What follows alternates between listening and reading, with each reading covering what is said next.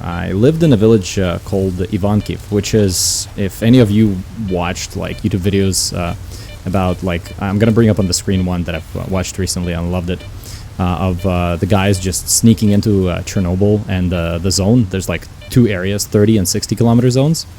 And Ivankiv is like, you can Google it. It's very, very close to where it is, to where the Chernobyl station is. So I begged my godfather after playing Stalker to just bring me to see the, Pripyat and see the whole thing. Oh god, here we go. Can I just have a peaceful walk, dude? Okay, I think they're just fighting something else. That's fine. How far are we? How far are we? Okay, we're just getting to the road, turn right, and then we're there. Anyway, I love the weather too. The gloomy weather. This is really close to my heart, and it's I really like it. So as I'm begging him throughout the day, my godfather says, "Okay, fuck it. Like I'd rather you shut up and me just bringing you to the Chernobyl station than hear like another word about it." So he called up some of his friends, and we basically took off, and we went there, and I walked in Pripyat, and I haven't been in the game to Pripyat yet, but judging by the game so far, how it is, I'm sure I'm gonna find exactly the spots that I was walking in. And one of the craziest spots, like sorry, not the spots, but the one of the craziest impressions that I got from there is this road. You see the road right here? It looks like very, very similar to this, a little bit smaller maybe in Pripyat. And there are 5-story buildings. And like there's 12-story buildings too, but the area that where I walked is 5-story buildings. So as you're walking, you see these kind of like these guys, the younger trees, right? With the thinner trunks, and they're all over the sides, right? So as you're walking, it was in summer too. You just see trees and the road. That's it. But as you're turning your head to the right, through the trees, you can see this 5-story huge building, and you don't even realize that it's there. It's one of the moments that I remember. And the second one was next to the bridge. Next to the Chernobyl station, there's a bridge. And even though like I took a picture right next to the memorial there and everything, where the bridge is, we would go and we call the bread that we have in Ukraine, it's called baton. So we would take that and we would have a few and would throw it into the water from the bridge. And it's not a carp, it's... there's the name of the fish, and I'll probably show it to you on screen. That thing is like, I don't know, 6-10 feet long. It's huge. It's just absolutely enormous. So we would throw that bread, and it would just gulp it in one shot. It just swallow it. And the piece of bread is pretty sizable. So those are fond memories from back then. But coming back into the topic is like, this game just has very, very special place in my heart. And I don't know if I've experienced recently or even in the past, like the closest to this would be like Skyrim, but it doesn't hit as close to home, as the oh my god, what is that, a UFO? Yo, I've never seen this before. Dude, is this like a bandit camp? Oh, Jesus, we have to get into some sort of I just want to have a peaceful walk, dude. I need to fix my gun. I know you're here somewhere. I am. Sorry, boys. 1 sec.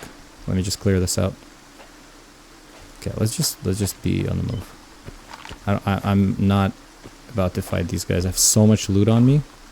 Let's have a little an energy drink. You don't need to do that. I'm leaving. Is that a flashlight? Yeah, that is. Shit. Oh no, that's just an anomaly.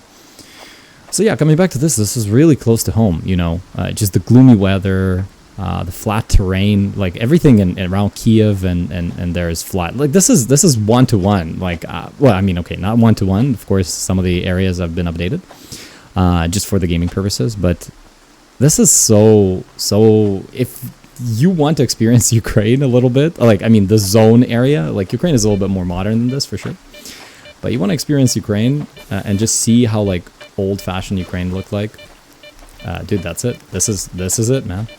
This is as close as it gets, like to the details of like, I don't know, next to these the toilets, outside toilets, there is this a a bubble, like a metal structure where with a little nozzle on the bottom. That's how we used to wash hands. You just lift it up a little bit, and then the water leaks, and you wash your hands like that. Yeah. And anyway, so that's that. That's kind of a little bit of a rant for you there, but yeah, if you guys could relate to this, I'm really happy there are more people like me that think this way. And even though I think there is option to have companions in the game, no.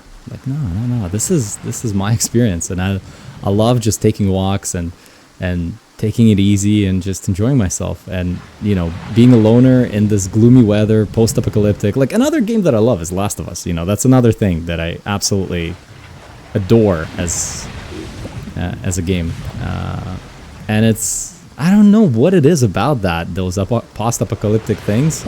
It just drives. I love it. It makes me feel so calm and at peace. And speaking of the busy days at work, and coming back to that subject, is you're like me walking and not rushing from one mission to the other. It's like I'm being teleported in this world, and everything becomes less gray, and things become just black and white. There's good, there's bad, there's right, there's wrong. And even though games try with different dialogue options to further enhance the kind of illusion of choice, I guess. Yeah, there is a choice, but you get a different ending to it. But it's, I don't know. It's just things. Clearly now, the name is gone. That things are just clear, man. I don't know. I suck at the lyrics with songs, but it's good. It's just a good game, I guess, and it makes me feel a certain way, and I love it. Yeah, I guess thank you for listening to me ramble on. I hope this was somewhat interesting for you guys to listen to this, but I'll post it online. I'll see what you think, and hey, if you like it, if you want to hear me again, subscribe, or algorithm will just maybe suggest me to you, and yeah. And you'll be like, hey, I'm back. I'm listening to this dude ramble on while walking in Stalker 2. Yeah, maybe there's any interesting topics that you always want to cover. Want me to go more in depth? I kind of covered not covered, but I just dipped my feet into multiple areas. But yeah, kind of a little walkaroo. But yeah, from the opening, and another thing that I really love about Stalker 2 is that.